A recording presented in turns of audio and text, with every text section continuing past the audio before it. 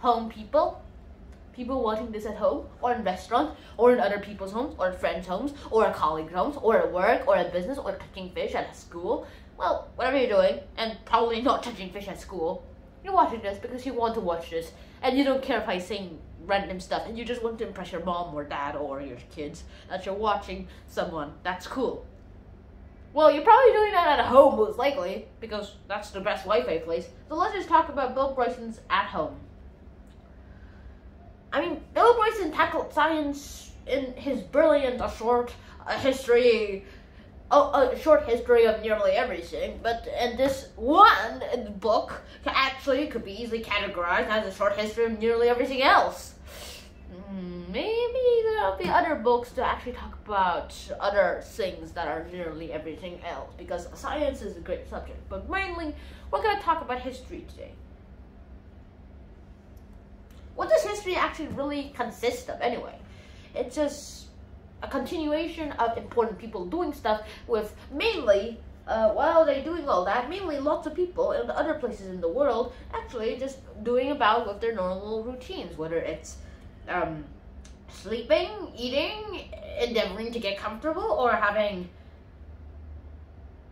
X. And where does all these things and all these activities and all these normal activities, or whatever activity you're doing at home, take place? Well, at home.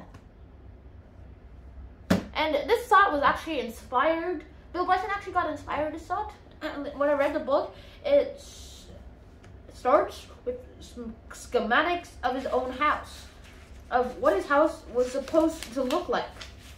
It turns out this is what it was supposed to look like. The dotted lines are the ones that were never built, although they were in the plans. What is it called? The thick lines were in the plans, and the non-thick lines weren't even in the plan, but they just built it anyway. And there's really not much that was built according to the plans, to be honest.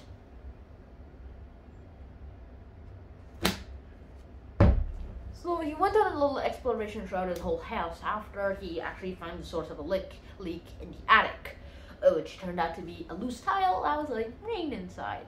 And then he found a secret door, inspired me for my next build, that lets him go to the attic, go to the roof to actually see the whole view of the place, his whole place.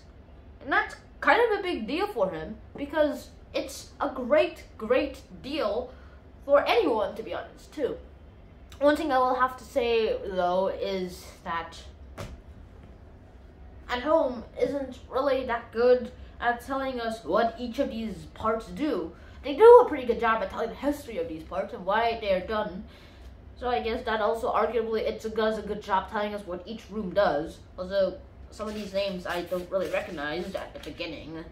Fuse box, scullery, larder, plum room. Those words I actually didn't really understand until I actually read the book. So I guess you're gonna have to think under the British mind too. Turns out that every home has a connection to the Crystal Palace, the Eiffel Tower, from scurvy to body snatching, ships, Black Death, plague. And turns out not much people actually thought that bathing yourself was clean. They say water is bad, until they realize water is a source of cleanliness, and that, well, dirty water is also as bad as drinking no water at all. So I guess you're gonna have to filter that out to make clean water, and after you use that, actually use that to clean yourself, people. Soap is a good invention. The person who made that, I thank you for making it. And also thank people for making it better. But anyways, turns out water is a good thing. That's basically what many people learned throughout history. Baths have been a great stuff, and spas have been great things, and they've been existing for thousands and thousands of years too. So why would Bill Bryson actually write this book? Because he was inspired, and he wanted to tell everyone else what he learned. And he also wants to tell everyone else in his own jokingly good way what he thought and what he wanted to tell other people too. That's probably when I should end this video right now, but there's actually much more I want to say about Bill Bryson's At Home. Sure, I'm right at, technically at home right now. It is an Airbnb home.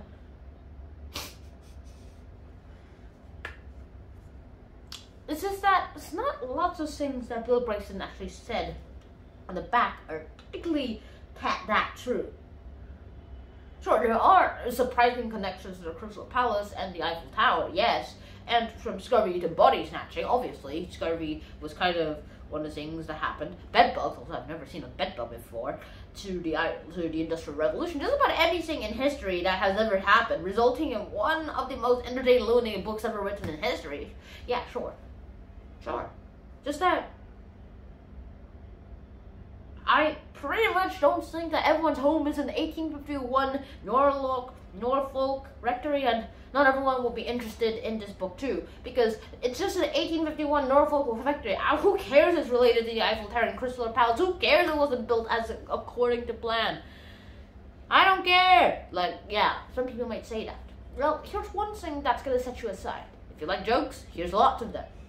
And that's not going to convince you because you hate jokes, especially bad ones, and you're scared that Bill Bryson makes bad jokes. Also, he doesn't. I'm not criticizing you, Mr. Bryson.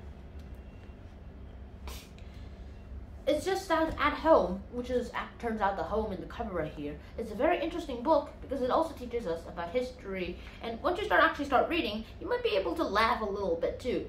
In a short history of nearly everything, they said that this shouldn't be read in public because it was very loud and for fear of very loud snorting laughs.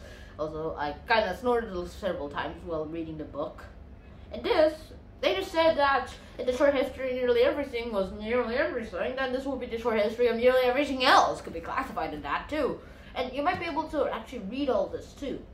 If you read all this, you might at least say that you know it now. At least I know it now. And actually start thinking about the home itself and start exploring your own little home inside. Also, you may not have an attic or cellar. You do have a fridge, a kitchen, a dining room. Oh, maybe a dining room. Maybe the kitchen is also the dining room. The kitchen dining room, a bedroom. Or if you're like some of those people who actually live in one-room houses or just want to live in one-room houses, so you just went into one and tried it out, then none of this information actually applies to you, except maybe unless you actually split the one room into several parts, then technically there are still rooms. Back to the main business too, Lincoln himself actually lived in a one-room house, by the way, and he turned out fine until he moved into the White House, which turned out that made him finer. And it is a work of constant delight and discovery. And this is the skill that kind of makes the daily life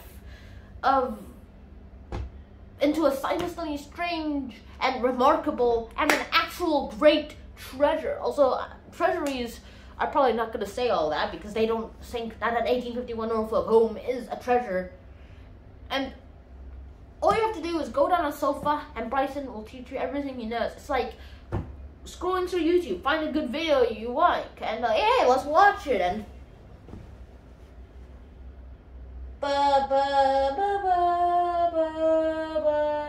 yeah, whatever. That's pretty much what seems to happen for most people too.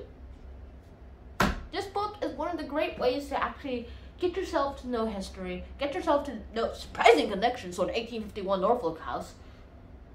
To your brain, you might think whatever that is. While you're sitting on your sofa, imagining to see all this. The magic of books is imagination. The magic of imagination is creativity. And the magic of creativity is you and everyone else. Sorry, I'm pointing the wrong place. So I hope you enjoyed my review of Bill Bryson and why you should read it, why you should read it. Yeah, why you should read it. And please give me likes and subscribe to this channel too. See you.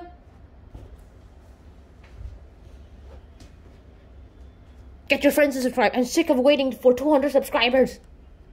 Peace.